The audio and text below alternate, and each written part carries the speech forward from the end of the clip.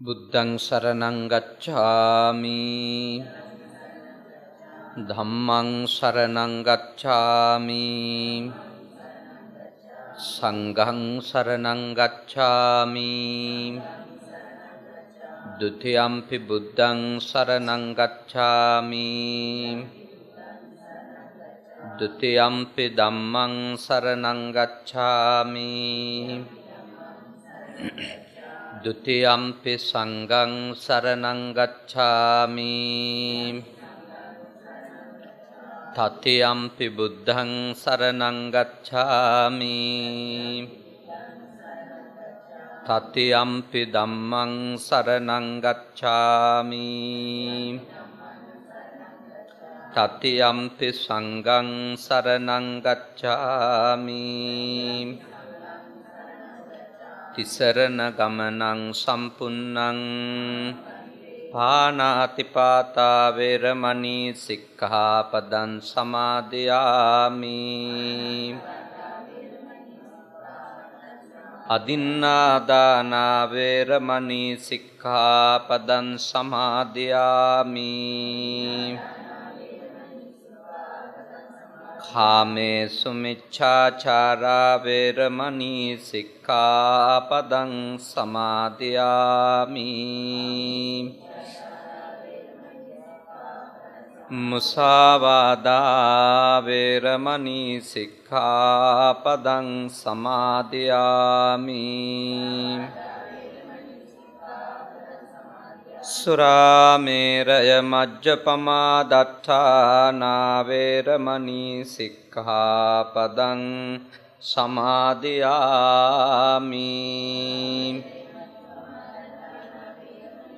අප්පමාදේන සම්පාදේත සමන්ත චක්කවාලේසු අත්‍රා ගච්ඡන්තු දේවතා සද්ධම්මං මුනි රාජස්ස සුනන්තු සග්ග මොක්කදං ධම්මස්සවන කාලෝ අයං භදන්තා ධම්මස්සවන කාලෝ අයං භදන්තා ධම්මස්සවන කාලෝ අයං භදන්තා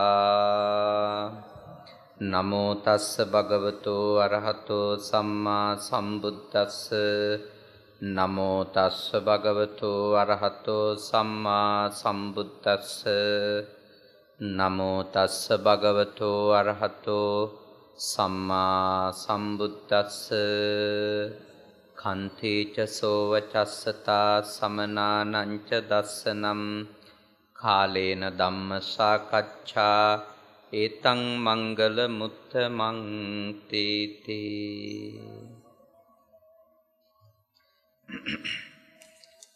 කාරුණික ශ්‍රද්ධාකාමී පින්වතුනි, බුදුහාමුදුරුවෝ දේශනා කරපු මහා මංගල සූත්‍රයේ තියෙන ගාථාවක් තමයි මම සඳහන් කළේ. කන්තිච සෝවචස්සතා සමනානංච දස්සනං කාලේන ධම්ම සාකච්ඡා ඒතං මංගල මුත්තමං කියන ගාථා ධර්මය. කන්ති ඉවසීම, සෝවචස්සතා කියලා කිව්වේ කීකරුකම, ඊළඟට සමනානංච දස්සනං ශ්‍රමණයින් වහන්සේලා දැකීම, කාලේන ධම්ම සාකච්ඡා සුදුසු වෙලාවල් වල දහම් සංවාදවල නියැලීම ඒතං මංගල මුත්තමං. මේ දේවල් තථාගතයන් වහන්සේ වදාලා උතුම් මංගල ධර්ම කියලා. දැන් අපි බලමු කොහොමද මේ කරුණු අපේ ජීවිතයට අදාළ කරගන්නේ.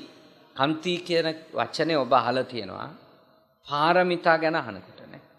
දස පාරමිතා ගැන අහද්දී ඔබ අහලා තියෙනවා බෝධිසත්වයන් වහන්සේ කන්ති කියලා පාරමිතාවක් සම්පූර්ණ කරා කියලා.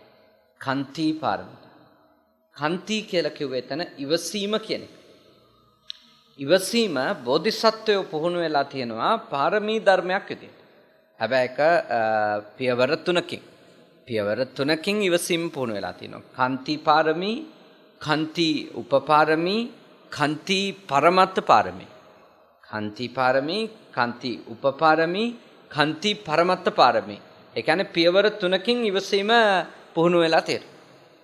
එතකොට ඉවසීම පුහුණු වෙන්න තියෙන තල තුනක්, අවස්ථා තුනක්. ඒක පාරමී, උපපාරමී සහ පරමත්ත පාරමී කියන්නේ. මෙහෙමයි ඒක තේරුම් ගන්න ඕනේ මේ විදිහට. දැන් කන්ති පාරමී කියන්නේ ඉවසීම පාරමී ධර්මයක් විදියට පුහුණු වෙනකොට අපිට එනවා අභියෝගයක්. මොකද අපි අමාරුවෙන් සූදානම් කරපු, රැස් කරපු, හම්බ කරපු, එකතු කරපු දේවල් වලට අභියෝග කරන අවස්ථා එනවා. ආණ්ඩුවෙන් ඇවිල්ලා ලයිට් කණු දාන්න එනවා අපේ ගේ මැදින්. එතකොට අපි අමාරුවෙන් ඒත් අපි නිත්‍යානුකූලව, අපි ධර්මානුකූලව එකතු කරපු දේවල් වලට අභියෝගයක් එන වෙලාවේදී අපි ඒ අභියෝගය අපට තියෙද්දිත් අපේ ඉවසීම බිඳවට ගත්තේ නැතොත්, ඒ වගේ අභියෝගයක් අපිට තියෙද්දී අපි ඉවසීම නැති කරගත්තේ නැතොත්, ඒකට කියනවා කාන්තිපාරමී. ඒක සාමාන්‍ය විදිහට අපිට ධර්මයේ තෝරලා දෙන්නේ මෙහෙමයි.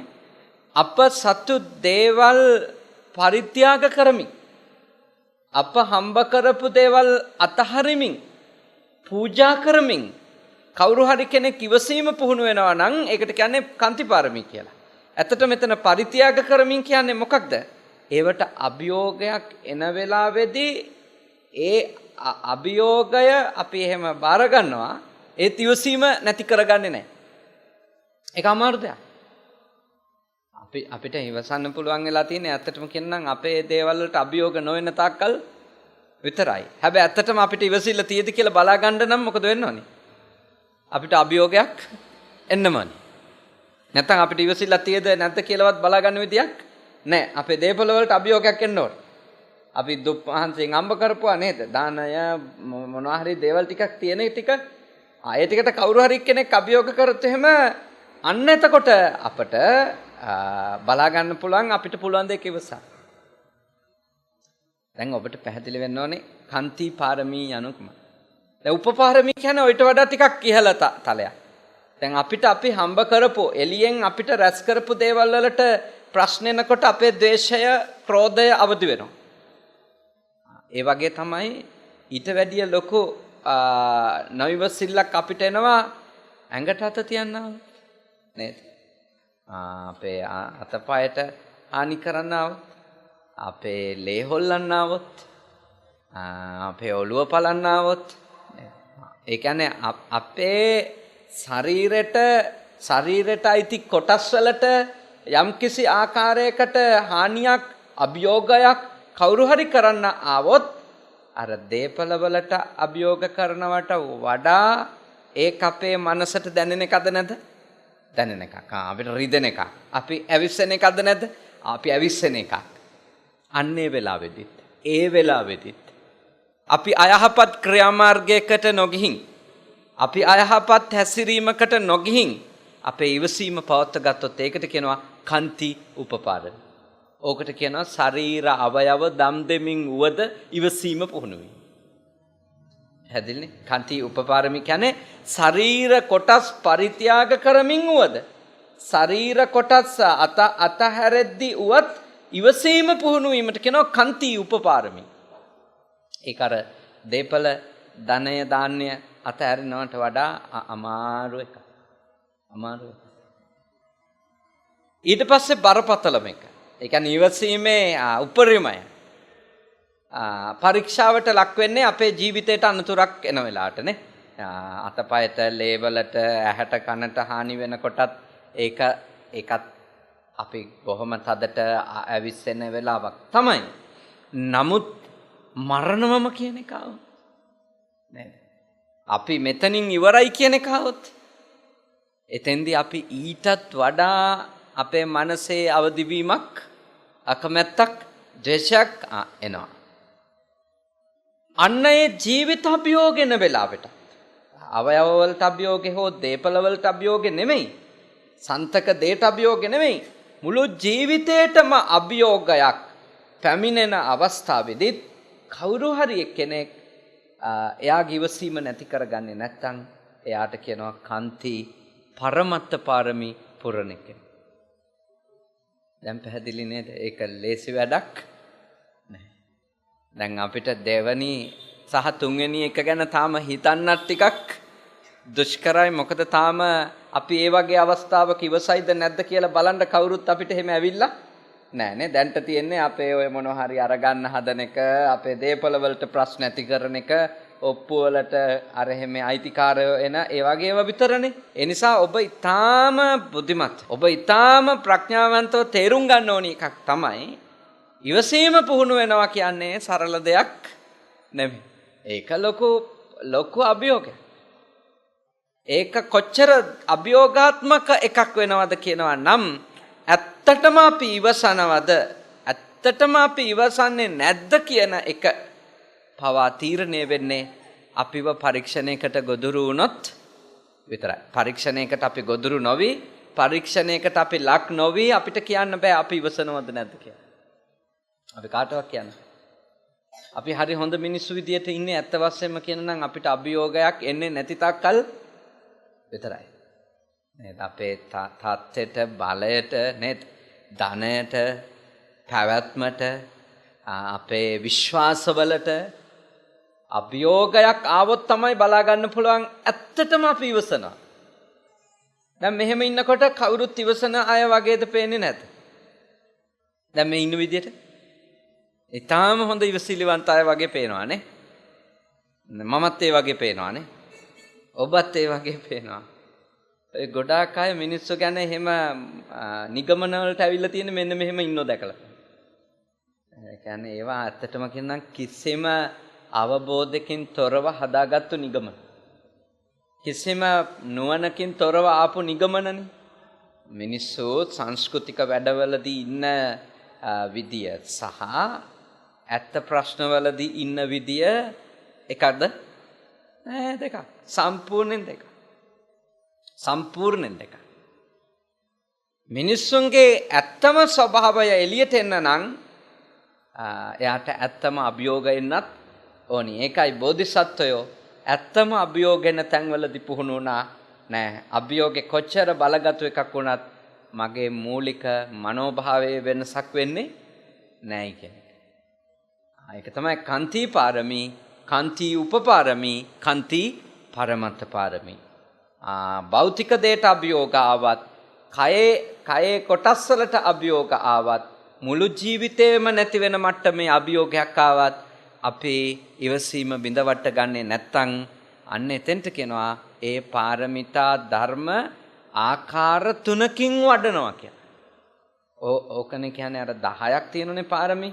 ඔය 10 ඔය ආකාර 3ට වඩනකොට කීයයිද පාරමී 30ක්. සම්මතින් සත් පාරමී පිරුවා කියලා කියන්නේ. පාරමී 30ක් වෙන්නේ පාරමී 10යි. හැබැයි වඩන පුහුණු වෙන ආකාරය අනුව 30යි. පාරමී ලෙස පුහුණු වෙද්දී, උපපාරමී ලෙස පුහුණු වෙද්දී, පරමත්ත පාරමී ලෙස පුහුණු වෙද්දී ඔක්කොම පාරමී කීයක් වෙනවද? 30ක් වෙනවා. පාරමිතා 30ක් වෙනවා. ඉතින් ඒ පාරමී බෝධිසත්වෝ පුහුණු වෙච්ච. දැන් අපි බුදුහාමුදුරුවෝ අනුගමනය කරනවා නම්, බුදුහාමුදුරුවෝ සරණ යනවා නම් අපිත් ශ්‍රාවකයෝ විදියට ඉවසීම ප්‍රගුණ කරන්න ඕන. ඉවසීම ප්‍රගුණ කරගන්න. හැබැයි මම ඔබට යෝජනා කරනවා ඔබ ඉවසීම ප්‍රගුණ කිරීම යනු මොන හේතුවක් නිසාවත් කල්මැරීම කියලා අවබෝධ කරගන්න එපා.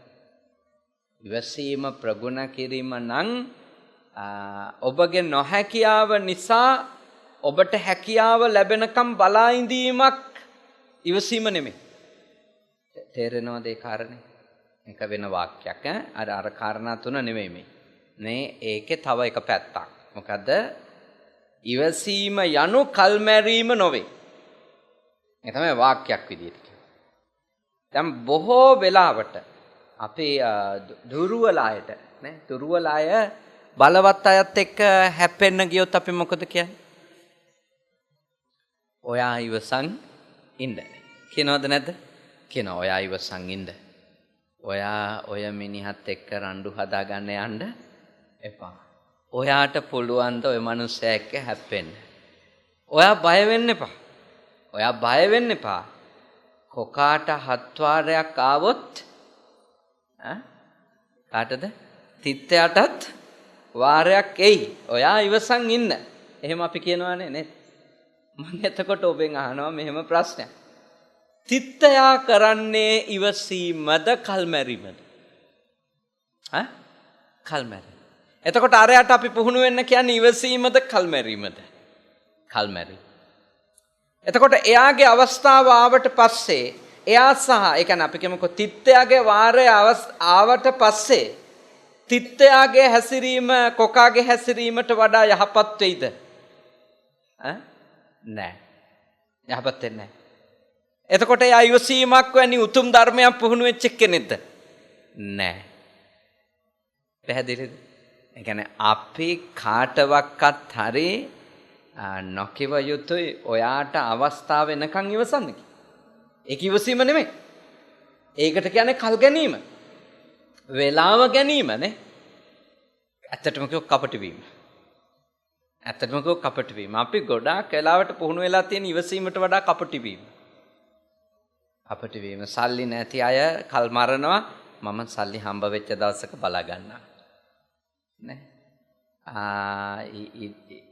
වෙන බලය නැති අය කල්පනා කරනවා මටත් එයිනේ අවස්ථාව. එතකොට සමහර විට එයාට අවස්ථාව වෙන්නේ අනිත් එක්කෙනා ලෙඩවීමෙන් නම්. එතකොට ඒ අවස්ථාව එයා සතුටින් පිළිගන්නේද නැද්ද? අනිත් එක්කෙනාගේ රෝගී බව මෙයාගේ බලය හම්බ වෙන හේතුව නම් මතු පිටින් කියයි නේ. මතු පිටින් කිය අනේ ඔයා ලෙඩ වෙච්ච එක මට හරි දුකයි කියලා. හැබැයි යටි හිතින් සන්තෝෂ වේද නැත? දැන් සල්ලි වල හයිය ඉවරයි වගේ කියනවානේ.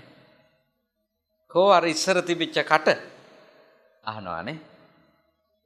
අහනවා අපි හිතින් අහනවා. කටින් එළියට දැම්මේ නැතත් හිතින් අහනවා. ඔය වුණා මදි. ඔය පටන් ගත්තා විතරයි. එතකොට අපි ඇත්තටම මේ ලෝකේ වැඩිපුරම මිනිස්සු කරලා තියෙන්නේ මොකද්ද? වැඩිපුරම කරලා තියෙන්නේ කල් මරන. වැඩිපුරම මිනිස්සු කරලා තියෙන්නේ කල් මරන. ඒගොල්ලෝ ඉවසලා නෙමෙයි ඒගොල්ලෝ කරලා තියෙන්නේ කල් මරන එක කියලා තේරෙන්නේ එයාලට බලය හම්බෙච්ච දවසට. බලය හම්බ වෙනකම් බලන් ඉන්න අයට පේන්නේ එයා බෝධිසත්වයෙක් වගේ. සාන්තුවරියක් වගේ කියනවානේ. එහෙම කියනවානේ නේද? අර කතෝලික මිනිස්සුන්ගේ ආගම්වල ඉන්නේ සාන්තුවරියෝ නේද? දැන් බෞද්ධයොත් කතෝලිකයෝ එක්ක ඉඳලා ටිකක් පුරුදු වෙලානේ තියෙන්නේ. දැන් බෞද්ධයොත් සමහරවිට මට කියන ඇහිලා තියෙනවා. බෞද්ධයෝ කියන එයා සාන්තුවරයෙක් වගේ. නේ? එයා සාන්තුවරියක් වගේ. ඒ කියන්නේ එච්චරටම එයාගේ හොඳ ගති තියෙනවා කියලා. නමුත් ඇත්තම කාරණේ එයාගේ ඇත්තම ස්වභාවය බලා ගන්න නම් එයාට අභියෝගයක් එන්නම ඕන. අභියෝගාත්මක වෙලාවෙදිත් එයාට ඊටාම අයහපත්ව හැසිරෙන්නට පුළුවන්කම තියෙද්දිත් ඒත් එයා ඒ හැසිරීමේ තියෙන අයහපත් බව වටහාගෙන අවබෝධ කරගෙන තේරුම් අරගෙන එවැනි අකුසල සිතක් මත පදනම් වෙලා මම කොච්චර බලය තිබුණත් ක්‍රියාත්මක වෙන්න හොඳ නැහැ කියන ගැඹුරු ඥානයේ හින්දා කවුරු හරි කෙනෙක් අයහපත් නොවි ඉන්නව නම් අන්න ඒකට නම් අපි කියනවා කුමක්ද? ඉවසීම. ඒක තමයි ඉවසීම. එතකොට ඉවසීම ඇත්තටම දැකගත හැක්කේ බලය තියෙන කෙනා ගාව. බලය තියෙන කෙනා ගාවින් තමයි අපට බලා ගන්න පුළුවන් එයා ඉවසනවද නැද්ද? දුර්වල කෙනා කොහොමත් අපට කියන්න අමාරු ඉවසනවා. එයා ඉවසනවද එයා කල් මරනවද කියලා දන්නේ එයා විතරයි. සමහරට ඉවසනවා ඇති. සමහර විට බොහෝ විට වෙන නැත්තේ මොකද්ද? කල් මැරීම. බොහෝ විට වෙන නැත්තේ කල් මැරීම. ඒක අපිට නිශ්චිතව කියන්න බෑ මෙහෙමමයි කියලා. නමුත් අපිට උපකල්පනය කරත හැකි එයාට තාම බලය නැහැ, එයාට තාම අවස්ථාව නැහැ, එයාට තාම හැකියාව නැහැ. ඒ නිසා එයා එහෙම ඉන්නවා. සරලව ගමුකෝ. මේ පුතාලා 5 දෙනෙක් ඉන්නවා නේ. මේ චූටි පුතාලා 5 දෙනෙක් ඉන්නවා. දැන් මේගොල්ලෝ මෙතන දඟලන්නේ නැතුව එහෙම ඉන්නේ ලස්සනට. දඟලන්න ආස නැති හින්දාද දඟලුවොත් ප්‍රශ්නයක් වෙයි කියලා හිතන. මොකද ඒක? නේද? බණීද දන්නේ නැහැ නේද? ගහයිද දන්නෙත් නෑ නේද පුතා? ඒ නිසා දැන් ඔයගොල්ලෝ හොඳට ඉන්නවා. මේ ඉඳීම ඕනිම වෙලාවක වෙනස් වෙන්න තියෙන ඉඩකඩ වැඩි.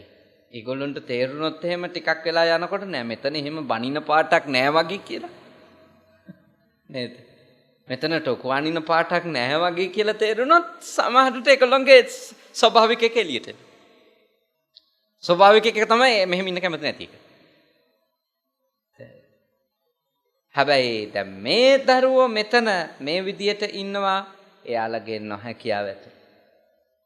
ඒක ලොකු ඉවසීමක් ලෙස තේරුම් ගන්න අපිට පුළුවන් කමක් නෑ.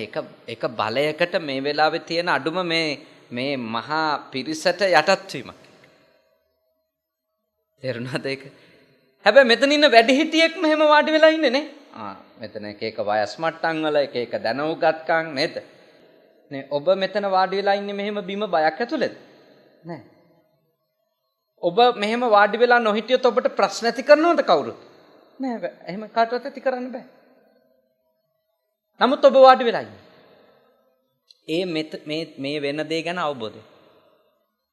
මේ කරන යහපත් කාර්යයක් මේ වෙලාවේදී අපි එහෙම ඩිස්ටර්බ් කරන්න හොඳ නැහැ කියලා අපි එහෙම නරක විදියට හැසිරෙන්න හොඳ නැහැ. අපි යහපත් විදියට මෙතන ඉන්න ඕනි කියලා ඔබට අයහපත් ලෙස මෙතන හැසිරෙන්න අවස්ථාව තිබුණත් ඔබ මෙතන ඊටාම යහපත් ලෙස සංයමයෙන් ඉන්න.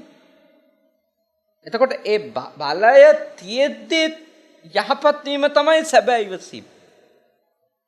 දුර්වල වෙලාවක යහපත්ව ඉඳීම සමහර විට යහපත්කම නිසා වෙන්න පුළුවන්, සමහර විට නැහැකිකම නිසා වෙන්න. ඒ හින්දා දැන්ට අපේ වැඩි වාර ගානක් අහලා තියෙන ඉවසන්න ඕනි දුර්වල අය කියලා මම යෝජනා කරන ඔබට ඒකේ අනිත් පැත්ත හිතන්න. මොකද්ද? ඔබ බලවත් හැම වෙලාවකම ඔබ ඉවසන්න. ඔබ බලවත් හැම වෙලාවකම ඔබ ඉවසන්න. මොකද ඔබගේ ඉවසීම අත්‍යවශ්‍ය වෙන්නේ ඔබ දුර්වල වෙලාවෙදී නෙමෙයි, ඔබ බලවත් වෙලා. ඔබ ඊටාම අයහපත් හැසිරීම් වලට යා හැක්කේ ඔබ කාගේවත් යටත් එක්කෙනෙක් විදියට ඉඳිද්දි නෙමෙයි, ඔබ ඊටාම නිදහස් එක්කෙනෙක් විදියට නේද? දැන් ශහන් මල්ලි නේද? ශහන් මල්ලිට අවුරුදු 20ක් 19ක්. දැන් මේට අවුරුදු අපි කියමුකෝ O level කරනකම් ශහන්ට ගෙදරින් බලපෑම් වැඩි නේද? A level ඉවර වෙනකලුත් සෑහෙන බලපෑමක් තියෙන්න ඇති. ඒ කාලේ ශහන්ගේ යහපත් වීම යහපත් වීම පිළිබඳව අවබෝධයක් ඇතුළේ වෙන එකකට වඩා අම්මගෙන් බේරෙන්න බැරි නිසා සහ තාත්තගෙන් බේරෙන්න බැරි නිසා නේ. ඒක තමයි සාමාන්‍යයෙන් ආසන්න වශයෙන්ම ශහන් යහපත් වීම සම්බන්ධව වෙන්න පුළුවන් එක. ආසන්නම. හැබැයි අද වෙනකොට ශාන්ත නිදහසේ එහෙට මෙහෙට යන්න සැලකිය යුතු අවස්ථාවක් අවුරුදු 19 පැන්නම 18 පැන්නම හම්බ වෙනවා. දැන් මෙතනදී ශාන් යහපත්ව ඉන්නවා නම් ඒ යහපත්ව ඉන්නේ මොකකින්දද? අයහපත් වීම පිළිබඳව තියෙන නරක යම් දුරකට හරි තේරුම් ගන්න. එතකොට නිදහස හම්බුණත් වැරදි කරන්න යන්න දෙසරයක් විතර. දෙසරයක් විතර. මොකද ඒකේ තියෙන නරක දාන්න.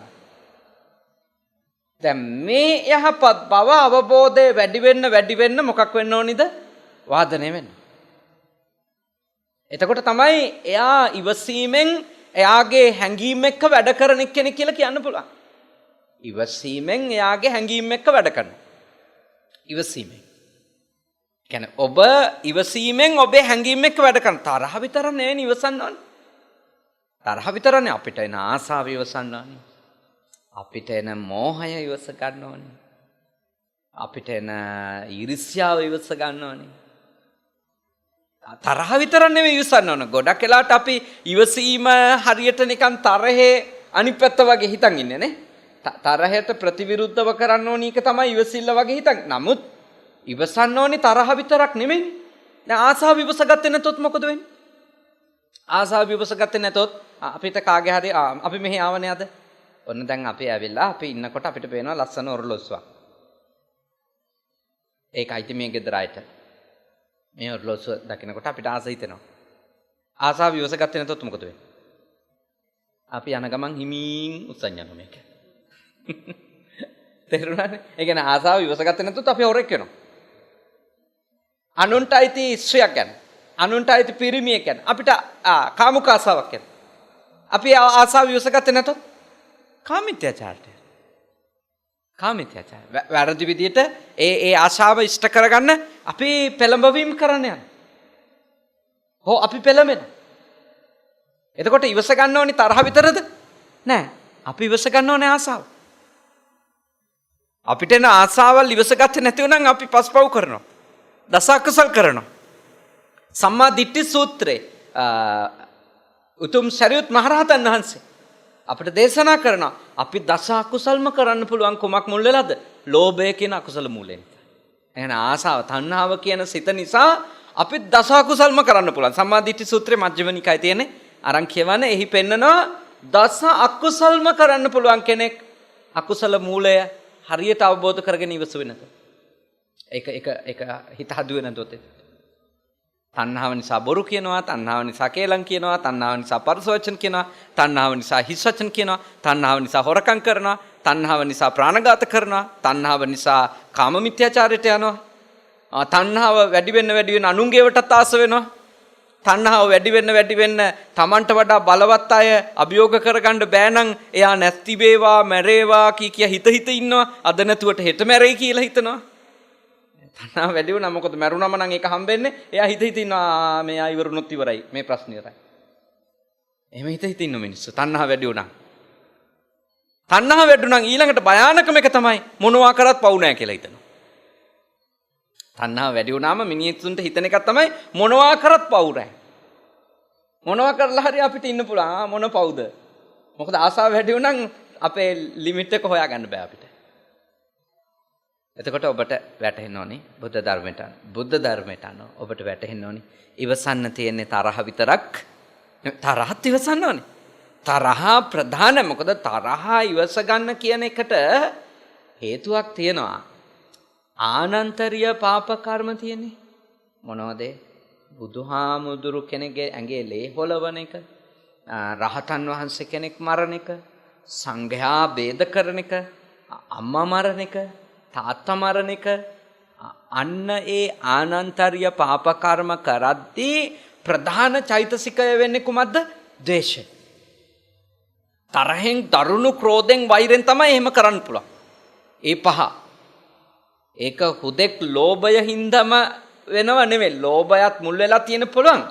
නමුත් එතනදී බලගතුව ඉදිරිපත් වෙන චෛතසිකය ද්වේෂය. ඒ නිසා අපි ද්වේෂය දුරු කිරීම සම්බන්ධ විශේෂ පුහුණුවක ඉන්නම ඕනි. මොකද ද්වේෂය අපි ගාව තියෙනවා කියන්නේ අපි ඕනිම මේ ආත්මේ නැතත් ඕනිම ආත්මයකදී අර පව් ටික කරන්න තියෙන ඉඩ කඩ වැඩි. එකක් හරි අපි මේ බෞද්ධ වෙලා ඉපදිච්ච නිසා ඕක අපිට මතුරලා නේද? අපි යම් කිසි ආකාරයක බයක ඉන්න හින්දානේ අම්මට තාත්තට අත උස්සන්නේ නැත්තේ. අපි වෙන ආගමක උපදිනවා. නිකන් හිතන්න. වෙන ආගමක මිනිස්සෙක් වෙලා ඉපදුනා කියමුකෝ. ඒ ආගම් වල උගන්වනවද අම්මා මරණ එක අනන්තරීය කියලා? නෑ. තාත්තා මරණ එක අනන්තරීය පාප කර්මයක් කියලා කතෝලික ක්‍රිස්තියානි වගේ ආගම් වල උගන්වනවද? මම දන්න තරමට නෑ. අනන්තරීය පව් කියලා උගන්වන්නේ. එතකොට එහෙම උගන්වන්නේ නැති ආගමක ශ්‍රාවකයෙක් වෙලා ඉපදුනාම අපිට නිකන් හරි කේන්ති ආවොත් අපේ දරුණු ද්වේෂයකදී ඒගොල්ලෝ මරන්න වුණත් පුළුවන්. එහෙම මැරුවම අකුසලේ නැති වෙනවද කතෝලික කියලා? නෑ. කතෝලික කියලා අකුසලේ අඩුවක් නෑනේ. මරන්නේ මවුනේ. මව් මරණ චේතනාව හින්දානේ යාට විපාකයක් එන්නේ. පියා මරණ චේතනාව හින්දානේ විපාකයක් එන්නේ. එතකොට මේ චේතනාව සැකසෙන්න ප්‍රධාන හේතු වෙන්නේ මොනවද? තණ්හාව, ද්වේෂය, මෝහය නේ. මිත්‍යා දෘෂ්ටි. ඔයයිනේ ඒ සිත සැකසෙන්නේ. ඒ හින්දා අපි හැම තිස්සෙම උත්සාහ කරන්න ඕන අපි දරුණු පව්වලට, දරුණු අකුසල් වලට, දරුණු පාපකාරී ක්‍රියාවලට පෙළඹෙන මනසින් නිදහස් වෙන්න. ඒ හින්දා ඉවසීම ඔබ පුහුණු විය යුත්තේ තරහ නැති කරගන්න විතරක් නෙමෙයි සියලුම අකුසල සිතුවිලි දුරු කරන්න තියෙන හොඳ ක්‍රමයක් තමයි ඉවසීම. සියලු අකුසල සිත් දුරු කරගන්න හොඳ එකක්. ඒකට හොඳ උදාහරණයක් තියෙනවා.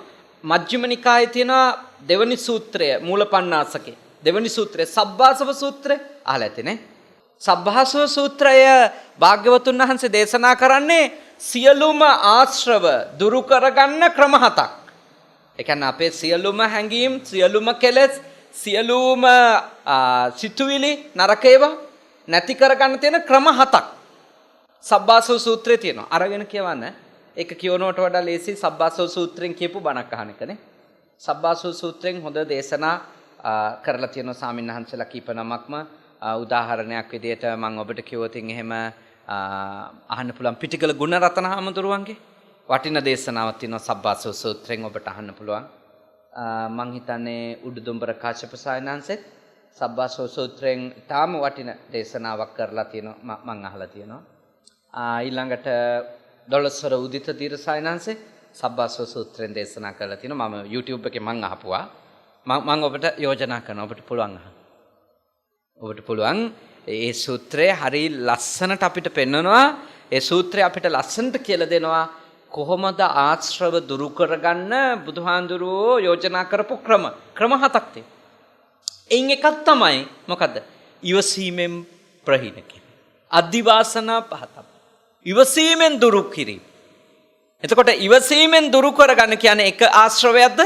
නෑ. සබ්බ ආසව සියලු කෙලෙස්. සියලු කෙලෙස් ඉවසීමෙන් දුරු කරගන්න පුළුවන්. ඒ නිසා ඔබට බලය, ඔබට ශක්තිය, ඔබට අවස්ථාව වැඩි හැම තැනකම ඉවසන්න. බලය නැති වෙලාවෙදී නොඉවසුවා කියන එක එච්චර ප්‍රශ්නයක් නෙවෙයි. දැන් මගේ ගාව පොඩි හාමුදුරුවෝ ඉන්නවා 80ක්. ඒගොල්ලෝ නොඉවසිලිවන්ත වුණොත් මට හෝ මගේ වැඩිහිටි ශිෂ්‍යයෙකුට පුළුවන් ඒගොල්ලොන්ව එතනින් අයින් කරන්න. ඒගොල්ලෝ නොඉවසිලිවන්ත වෙනකොට මට හෝ මගේ වැඩිහිටි ශිෂ්‍යයන්ට මම පවරලා තියෙනවා නොඉවසිල්ලෙන් වැඩ කරොත් මේගොල්ලෝ කන්ට්‍රෝල් කරනවා. හැබැයි මම මගේ පන්සලේදී නොඉවසිලිවන්ත වුණොත් මාව කන්ට්‍රෝල් කරන කවුරු හරි ඉන්නවද? නෑ. මම ලොකු හමුදුරනේ. තේරුණානේ? ඒක ලොකු ආරු බේර ගන්න කවුරුත් නෑ. පොඩි හමුදුරෝ බේර ගන්න ඉන්නවා කියමුකෝ ලොකු හමුදුරලා. ඒත් ලොකු හමුදුරෝ නොඉවසිලිවන්ත වුණොත් කවුද බේරගන්නේ? අන්න එයාට තමයි අවබෝධය. එයාට ඕනේ මොකද්ද? ප්‍රඥාව. ලොකු හාමුදුරුවෝ නුවණින් තමයි තමන්ව බේරගන්නේ. මොකද ලොකු හාන්ට බලය තියෙනවා. ලොකු හාමුදුරුවෝ නොයුසිලිවන්ත වුණොත් හැසිරෙන්න පුළුවන් විදිය බොහොම නරකයිද නැද්ද? බොහොම නරකයි. ගන්න තීන්දුව බලපෑම් වැඩිද නැද්ද? බලපෑම් වැඩි. සරල උදාහරණකින් තේරුම් ගමුකෝ. කාගේ ඉවසීමද වඩා වැදගත් වන්නේ කියන්නේ? ඇත්තටම කිව්වොත් ලෝකෙට භයානකම විපත කරන්න පුළුවන් බලවතාගේ නොඉවසිල්ලේදී. ඇත්තටම කොරියාව, නෝර්ත් කොරියාවල වගේ ඉන්න නායකයාගේ කටයුතු ඉවසුවේ නැතොත් එහෙම ඩොනල්ඩ් ට්‍රම්ප් ඇතැම් විට ඊළඟ ලෝක යුද්ධය අපිට දැක ගන්න පුළුවන් වේ අපේ ජීවිත කාලේ. අපිත් ඒකේ ගොදුරු බවට පත්. ඉතින් හොඳට තේරුම් ගන්න. බලවත් කෙනා ඉවසන්න. බලවත් කෙනාගේ ඉවසීම ඒක කොයි වගේ එකද? උඩුගම් බලා පීනීමක්. ඒක අනුසෝතගාමීද පටිසෝතගාමීද? පටිසෝතගාමී. ඒක කැලණි ගඟට බැහැලා කවුරු හරි නාගලගම් වීදියේ තියෙන්නේ නේද? මටක්කුලි පැත්තේ නේ? අර මොයකට පැත්තටනේ. ඒ පැත්තට පීනනෝ වගේ එකක්ද කැලණි පන්සල ගාවින් කැලණි ගඟට බැහැලා හැටන් පැත්තට පීනනෝ වගේද? ගිනි ගතේන පීනනෝ වගේද? බලවත් වෙලා දිවසන එක කැලණි ගඟට බැහැලා ශ්‍රීපාදේ පැත්තට පීනනවා. මොකද සැඩ පහර තියෙන්නේ ඒ පැත්තෙන් නේ. ඒ පැත්තෙන් තමයි මහා වේගකින් එන්නේ. එතකොට ඒ එන සැඩ පහරට එරෙහිව යන්න එපා. කවුරු හරි උඩට යන්න හිතුවොත් අන්නේ උඩට පීනීමට කියනවා මොකද්ද? පටිසෝතගාමී. ගංගාව ගලාගෙන යන පැත්තට පීනන එක එච්චර අමාරු වැඩක්ද? පීනන්න දෙයක්වත් නැහැ ඇතැම් විටනේ. ගහගෙන යයි. මොයකට පැත්තට වේගෙන් යනවනේ ගඟ. අපි යයි ඒ පැත්තට. අතපය හොල්ලන්න දෙයක්වත් නැහැ. වැටීම පමණ ප්‍රමාණවත් නේ. ඒ ගඟට වැටීම පමණක් ඇති අපි ආයේ ඈතටම. ඒත් උඩහට එහෙම යනවද? යන්නේ නැහැ. ඒකට සැබෑ වීරියක් ඕනද නැද්ද? ඕනි. බලය තියෙද්දි ඉවසන්නත් අන්න ඒ වගේ තමයි. බලය තියෙද්දි ඉවසීම සැබෑම උඩුගම්බලා පෙනීම.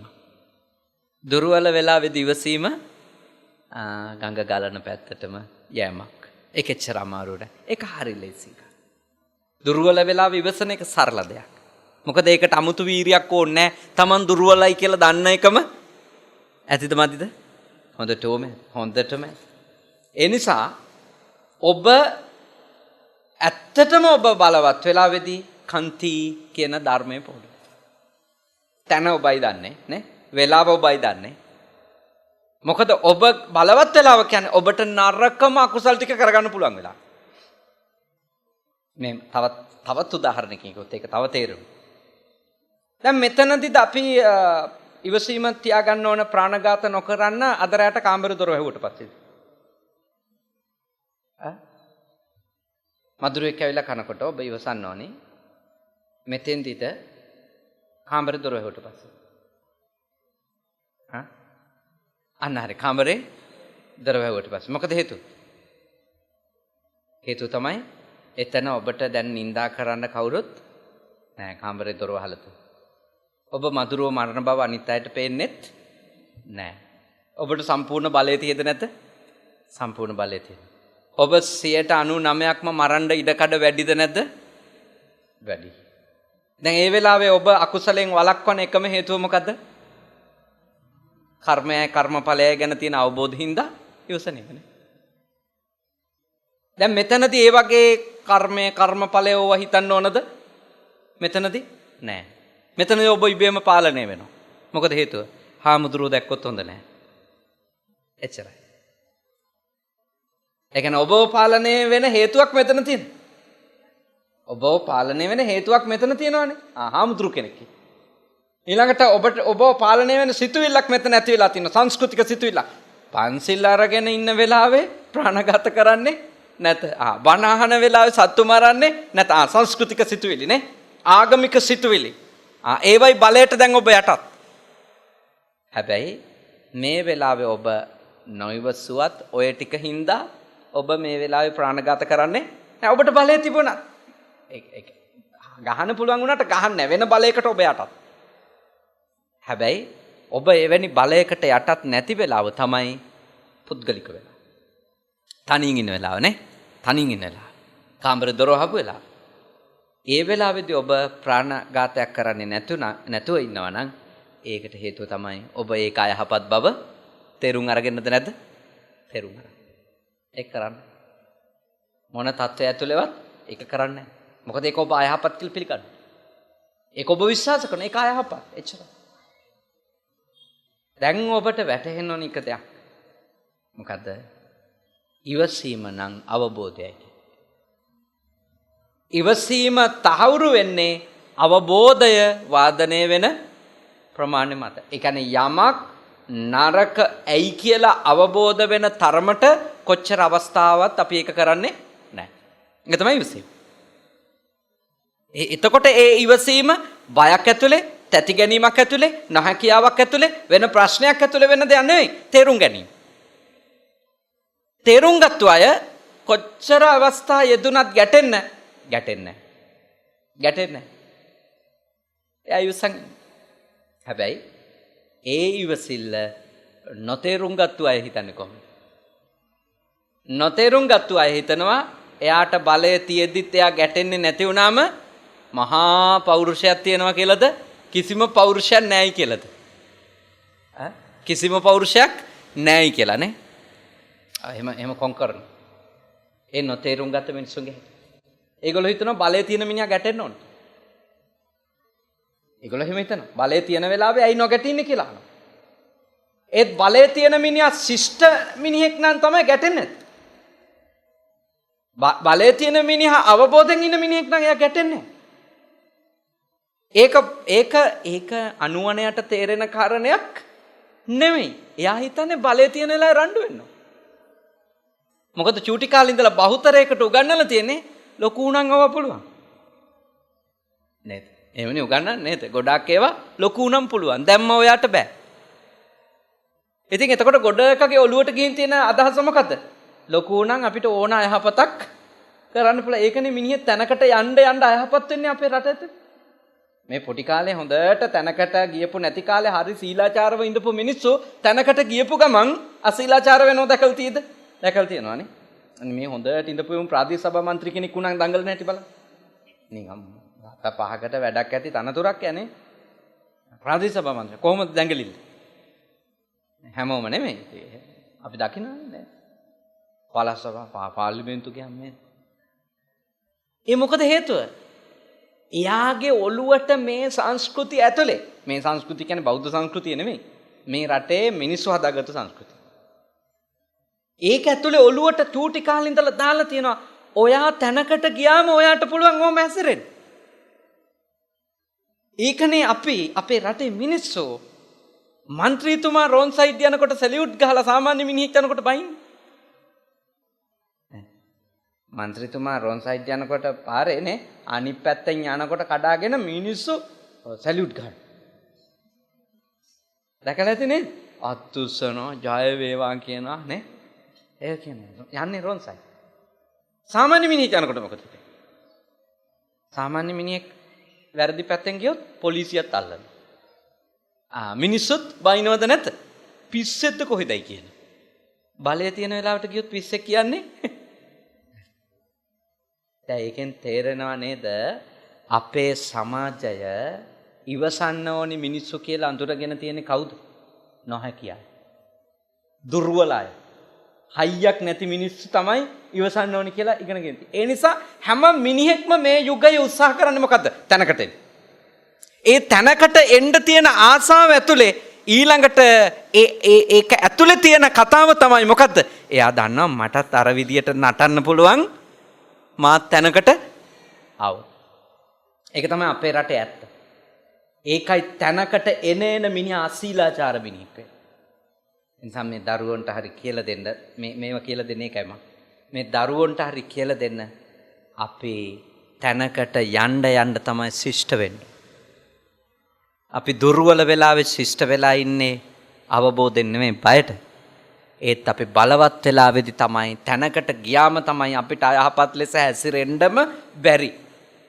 චූටි කාලේ අපේ යම් යම් නොහික්මුණුකම් තිබුණත් අපි තැනකට ආවන් එහෙම කරන්න බෑ.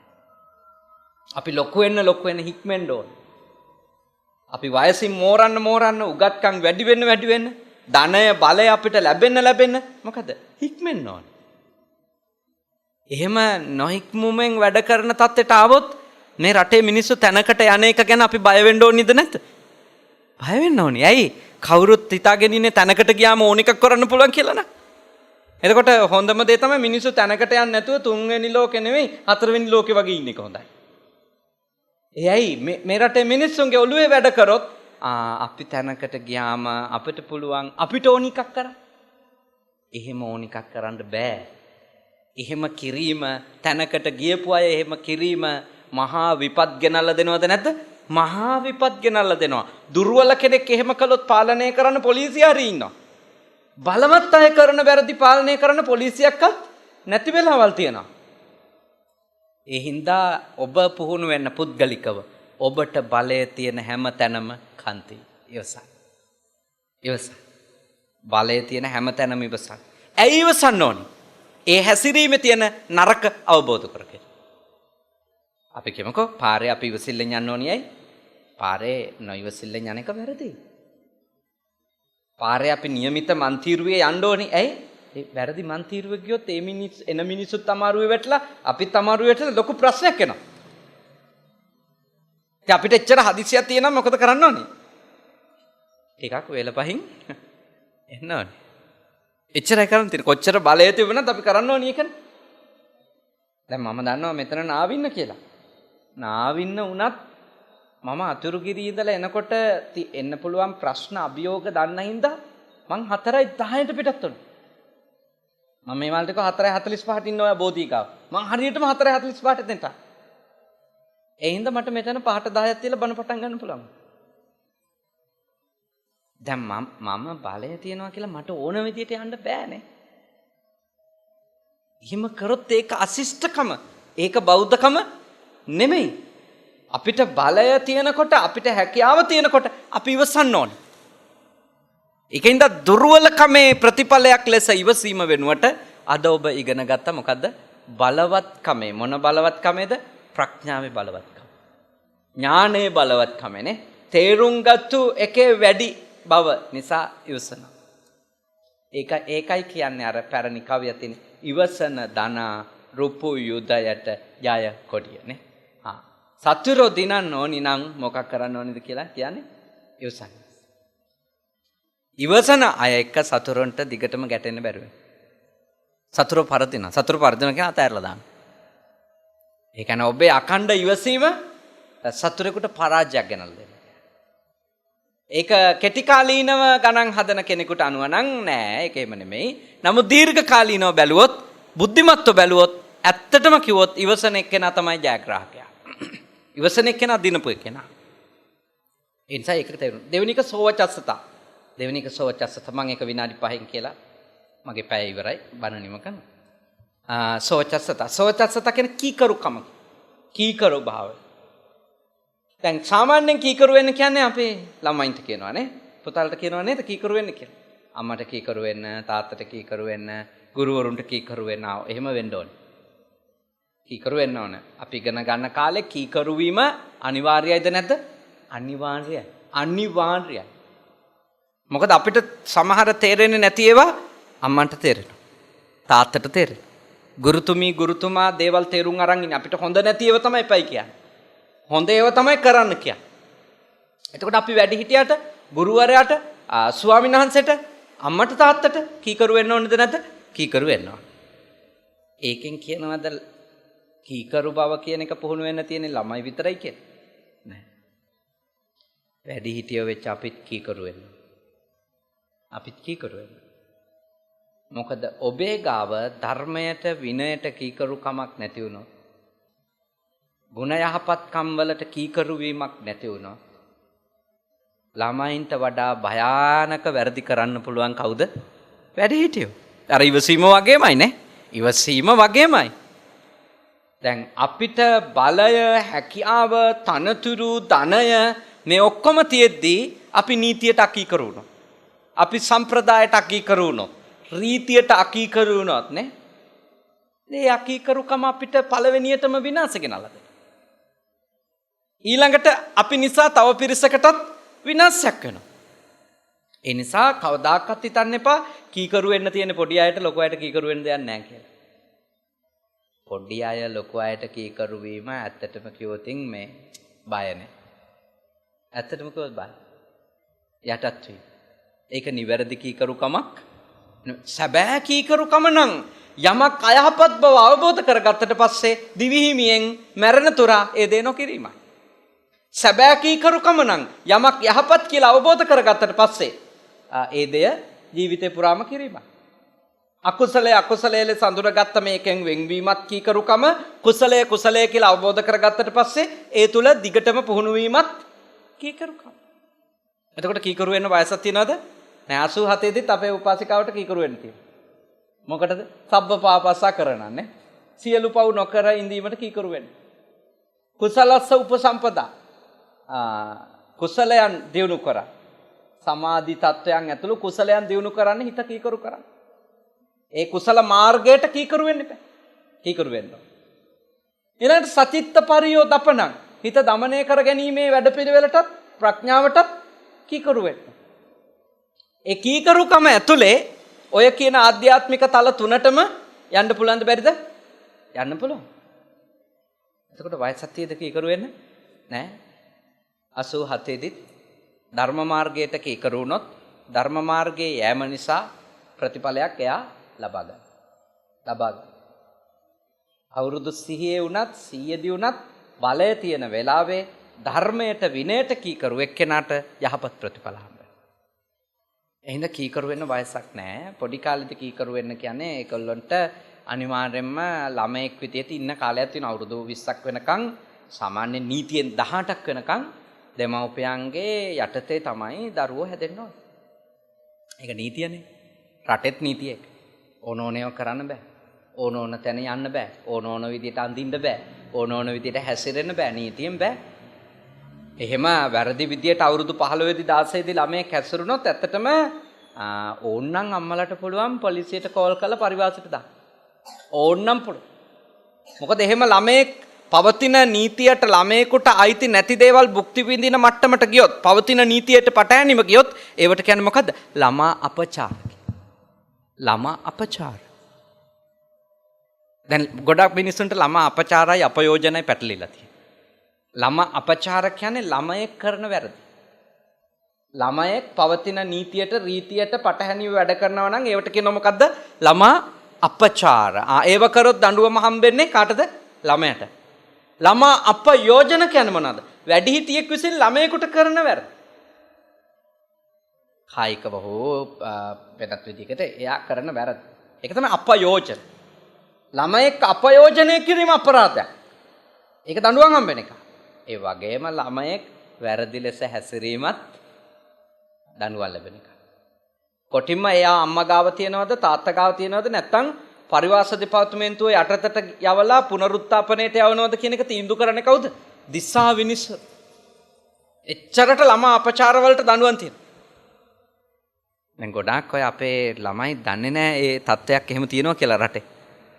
දෙමව්පියෝ දන්නෙත් නැහැ එහෙම නීති තියෙනවා කියලා. ඒව ඇත්තටම දැන් දැනුවත් වෙන්න කාලේ හරි. මොකද හේතුව ළමයින්ට පෙන්වා දෙන්න අවශ්‍යයි. ඒගොල්ලෝ නීතියෙන්ම ගැට ගැහිලා බැඳිලා ඉන්නවා වැරදි නොකර. අවුරුදු 18ක් වෙනවා. 18න් පස්සේ සමහර දේවල් නිදහස්. සමහර දේවල් වලට අවස්ථාවක් තියෙනවා. ඊට පස්සේ ඉතින් යාට දේවල් තේරලා තියෙන්න බෑ. අවුරුදු 18ක් ජීවත් වුණා කියන්නේ නේ දශක දෙකකට ආසන්න කාලයක්. කොහොම නමුත් කීකරුකම කියන්නේ ළමා කාලේදී නම් බයට වෙන එක. හැබැයි වැඩිහිටියෙක් කීකරු වීම කියන්නේ තේරුම් අරගෙන.